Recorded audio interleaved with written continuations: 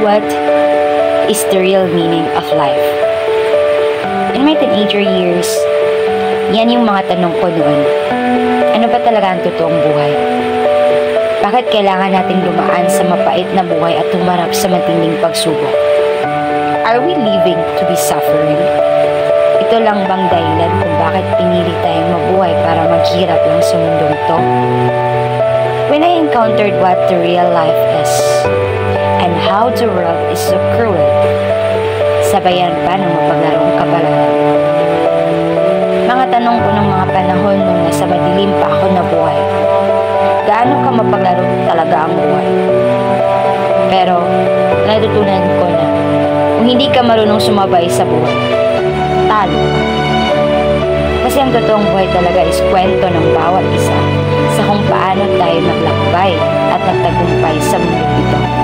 Tayong mga tao ay may kanya-kanyang libro na may binuong kwento na kung saan pangalan natin ang pamagat sa libro ito. Bawat taon ay kabanata ng buhay natin. Bawat kwento ginagampanan natin at sa kung paano natin inilahad ang kwentong nakasulat sa atin. Totoo nga talaga ang kasabihan na huwag mainggit sa kapwa natin sa kung anong buhay na meron sila kasi life is not a competition. It's about a journey. Bawat isa sa atin may mga kanya-kanyang kwento at timeline na hindi natin kayang i-copy-paste yung sarili natin sa iba. Because we are individually unique and authentic. It depends on us and how we can show it. We can shine our own ways and style the way that God made us. Huwag aksayahin ang buhay natin para gayahin o lamangan yung iba kasi kwento nila yun na hindi natin pwedeng maagaw. Kaya maraming na-failure na tao dahil sa kagustuhang sapawan o agawin ang buhay na meron ng iba, na umabot pa sa punto na manghila na lang pababa para maging patas na lang. Maraming tao sa panahon ngayon na namamatay na lang, na hindi nila nagagampanan ang kwentong inilaan sa kanila. Dahil sobrang abala na sirain ang kwento ng iba. Sa totoo lang, hindi ang mundo yung unfair, kundi yung tao. Matutong makontento tayo sa buhay na meron tayo. Kasi bawat kwento ng mga buhay natin ay may kwenta.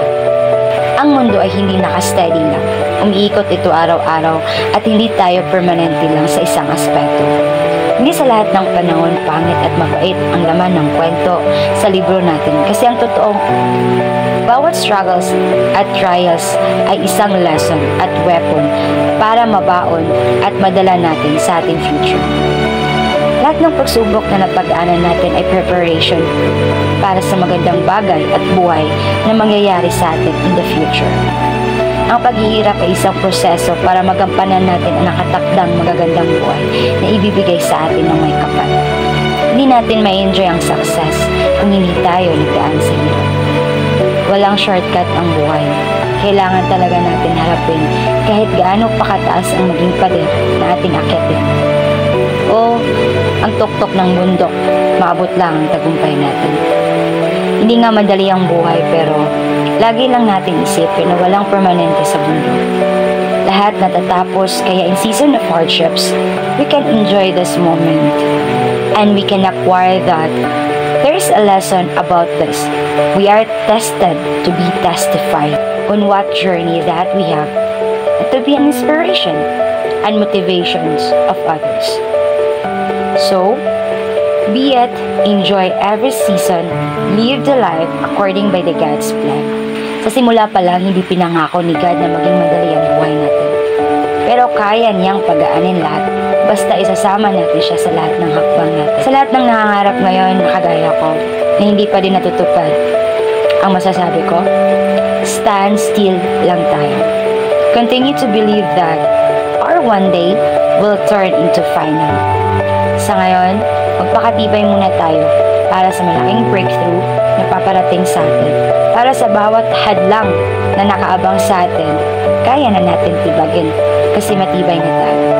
At least, sa panahon na yon, may enjoy na natin ang tagumpay kasi matibay na tayo at naihanda na rin tayo sa ating mga likha. Our God is the best writer and director of our lives. Also, God is always keep His promise with the Bible verse that says in Romans 8:18, the pain you've been feeling can't compare to the joy that is coming.